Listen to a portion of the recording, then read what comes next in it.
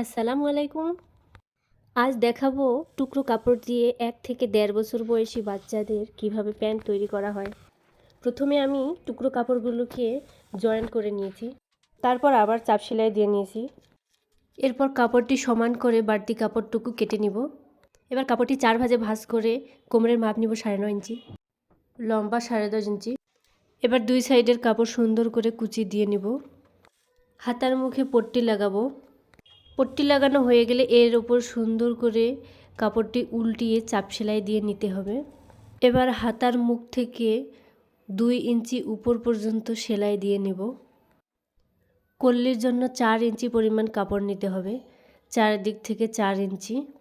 এবার কল্লিটা লাগিয়ে নিব। প্রথমে হাতার মুখের এক পাশে ধরে লাগাতে হবে, তারপর অপর পাশে লাগাতে হবে। একইভাবে অন্য হাতার সাথে কল্লির ২ সাইডে জয়েন্ট লাগাতে হবে। এখানে রাবার ঘরের জন্য আমি এক্সট্রা উপরে ২ ইঞ্চি পরিমাণ কাপড় জয়েন্ট করে নিয়েছি, না হলে লম্বায় ছোট হয়ে যাবে।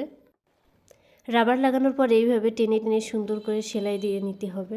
তারপর এই তো আমার প্যান্ট তৈরি করা কমপ্লিট হয়ে গেল।